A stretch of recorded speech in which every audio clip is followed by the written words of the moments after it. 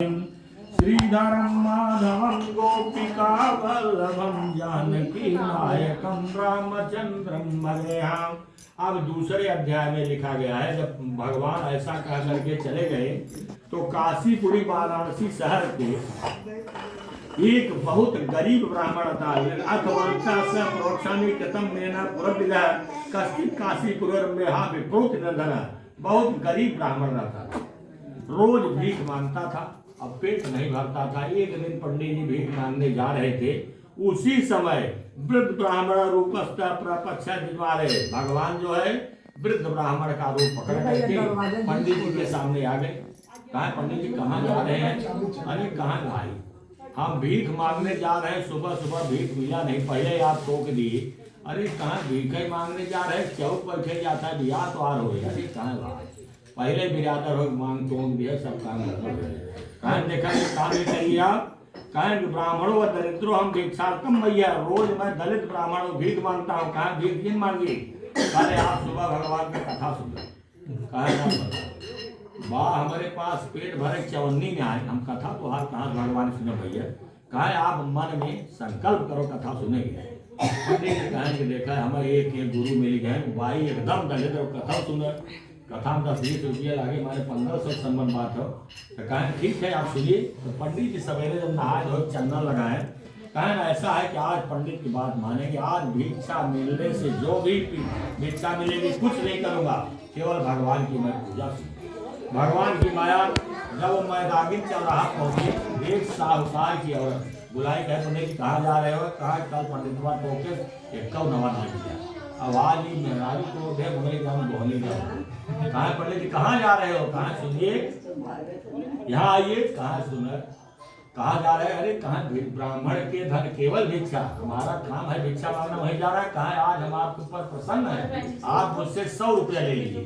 तब का 100 रुपया आज के 10,000 के बराबर। उस समय जब 100 रुपया दिया तो भगवान आपको देते हैं किसी रूप में देंगे क्या? भगवान स्वयं थोड़ी आके देते हैं, स्वयं किसी का रूप पकड़ के तुरंत भगवान दे दिए। और दिए पंडित जी लगे नाचने। अरे भाई इतना रुपये कहाँ से? पंडित जी थामा 10 रुपया पूरा पूजा सामान खरीदे। अब पूजा सामान खरीद करके प्रसन्न चित्त से घर आए, अपने भाई बंधु पहले बिरादरी बुलाए। उसके बाद पंडित जी को बुला करके भगवान सत्यनारायण की व्रत कथा यथाशक्ति उन्होंने सुना। और सुनने के बाद जब सुन रहे थे, भगवान की देखिए कितने हैं, कैसे भगवान हैं कि जा पर कृपा राम कर होई, और ता पर कृपा करहि सब कोई। कह रहे भगवान की जिसके ऊपर कृपा हो जाती है ऊपर सब कृपा करा। हमन भगवान है जिनका कृपा। उस समय भगवान की जब पूजा सुन रहे थे, कुछ दिन बीता, इनके पास कृपा हो गई। इनके पास जवन मड़ई थी, वहां पर भगवान ने 5 महला का मकान बनवा दिया। और इसके बाद वो हर पूर्णिमा को भगवान की पूजा सुने। शादी भी नहीं थी, शादी भी हो गई, बच्चे भी हो गए थोड़े दिन के बाद। अब इसके बाद पंडित जी अपने औरत के साथ भगवान की पूजा सुन रहे थे। एक लकड़ी बेचने वाला मुसहरा पहुंचा, यहाँ लिखा गया है। तो वह मुसहरा जो है वहां आया और वहां करके कहा पंडित जी बतावा आप चोरी किए, कहाँ किया? तो आप भीख मांगने वाला मैं 5 महला मकान हुआ मैदानी चढ़ा बनारस, कहाँ पाए? पंडित जी कहें भैया आप पहले बैठे, मुसहरा सम्मान से बैठा है। बैठाए के बाद कथा हो गई, भगवान सत्यनारायण, और जब कथा हो गई तो प्रसाद के पहले मुसहरा के पास गए। मुसहरा जब प्रसाद ले बताओ कहाँ इन्हें कृपा है, इन्हीं की कृपा से मैं आज इतना मैं हर पूर्णिमा को कथा सुनता हूँ, इतने भाव से मैं सुनता हूँ। तो मुसहरा प्रसाद ले और कहे प्रभु आज जो है हमारे लकड़ी बेचने से जो पैसा मिलेगा उससे मैं आपकी पूजा सुनूंगा।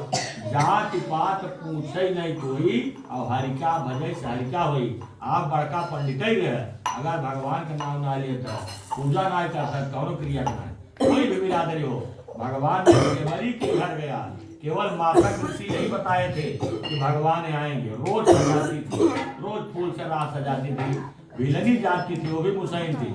लेकिन भगवान अंत में जब गए खोजने के लिए तो उसे उस स्थान पर जरूर गए। इसलिए अगर आप भाव लगाएंगे तो प्रभु जात पास रहे पंडित जी रहे, लेकिन अगर आदत हमारी सही बात आप ऐसे लगता है। इसलिए आप भाव बनाइए भगवान के। तब उसका बाद मुसारा प्रसाद लेकर के कहा कि आज भगवान लकड़ी बेचने से जो पैसा मिले काष्टम में ग्राम में प्राप्ति चाहिए धन, जो भी धन मिल जाएगा उस समस्त धन से मैं आपका केवल पूजा करूंगा।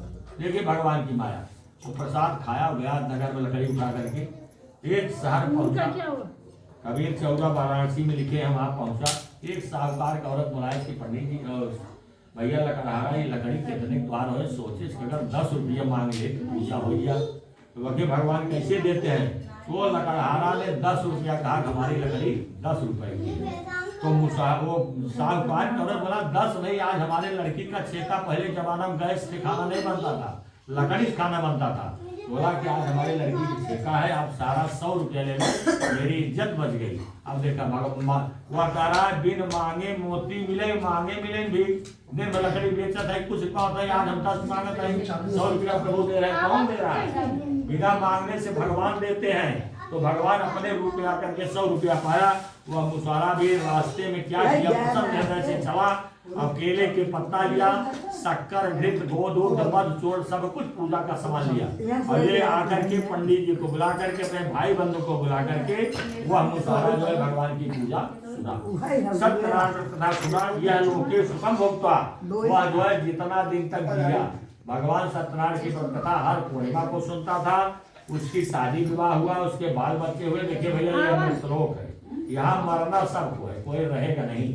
कहे इसके बाद मुसारा अपने पौत्र पुत्र नहीं पौत्र को राजपाट दिया। इतना दिन तक भगवान की पूजा से लिखे हैं, उम्र भी बढ़ती है।